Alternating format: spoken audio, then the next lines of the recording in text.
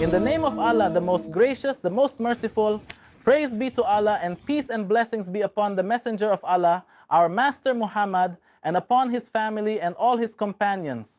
Now as for the time, indeed mankind is in loss, except for those who have believed and done righteous deeds and advised one another to truth and advised one another to patience. This is our nation's revival. In a radial network with a double source, use 2 circuit breakers at each line start and end. Aim is to isolate faults. Regular non-directional overcurrent relays can cause coordination issues, so use directional overcurrent protection. This accounts for voltage possibly being supplied from the other side if one side trips. The goal is to coordinate protections to isolate faults while keeping the rest of the network unaffected. Follow me in analyzing this diagram. If a regular non-directional overcurrent relay is used and a fault occurs, there will be a coordination problem between relays close to the fault, causing one to trip before the other. Therefore, directional overcurrent protection is preferable as it trips only for faults in front of it, not behind. We perform time coordination for relays seeing the fault forward if it occurs from this side, and another coordination for relays seeing the fault in front if it occurs from the other side. Thus, we coordinate relay A with B, C, and D from the left side, starting from the one farthest from the source or closest to the fault for the shortest tripping time. The tripping time here is 0.2 seconds. It does not trip for any fault behind it. Coordinate relays for faults in forward and reverse directions. Relay A is coordinated with B, C, and D from the left, starting from the farthest to ensure the shortest tripping time. The tripping time is 0.2 seconds, with 200 milliseconds added between stages, making it 0.2, 0.4, 0.6, and 0.8 seconds. The time margin can be 200, 300, or 400 milliseconds. We use this method and can opt for a better one as explained. This modified relay assumes the fault is on the other side with the shortest tripping time for the closest point. And we add 200 milliseconds between each stage and the one that follows it. So this is 0.2 seconds, this is 0.4 seconds, this is 0.6 seconds, and this tripping time is 0.8 seconds. You can set the time margin to be 200 milliseconds, 300 milliseconds, or 400 milliseconds, as we mentioned before. Notice that we are using this method here. And we can also use the other one, which is definitely better, as explained before. Notice that this is a regular relay that has been modified, and then we assume that the fault point is on the other side here, and it is fed in this way. The tripping time for the point closest to the fault is the shortest time possible. This relay will trip after 0.2 seconds, this one after 0.4 seconds, and this one after 0.6 seconds, adding 200 milliseconds between each stage that follows it, making this one 0.8 seconds.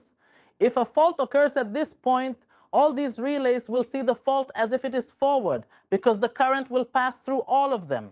Notice the direction of the fault current flow, as the fault will be fed from the 2 sources.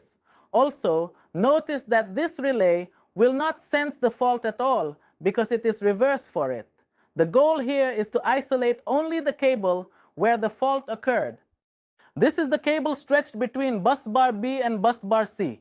By tripping this circuit breaker, which is at the beginning and end of the line, this circuit breaker will trip first because it has the fastest response time for faults within its group. The tripping time for this relay that sees the fault is 0.6 seconds, while the tripping time for this relay is 0.4 seconds.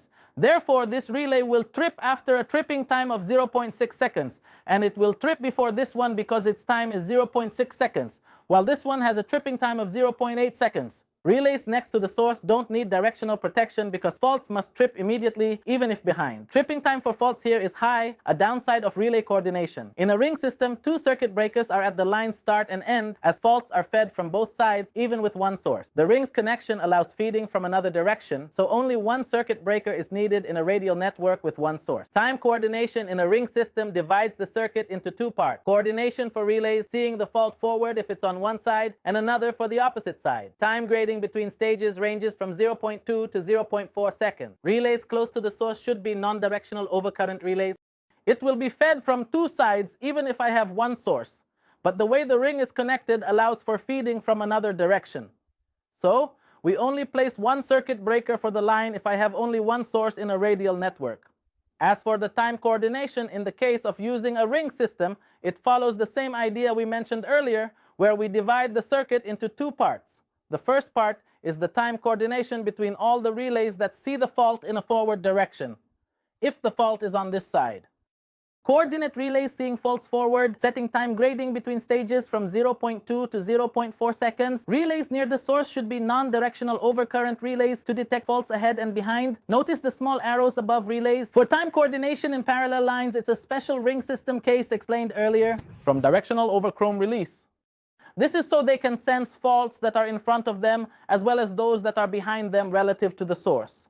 You can notice these small arrows above these relays, which indicate the direction of the directional protection.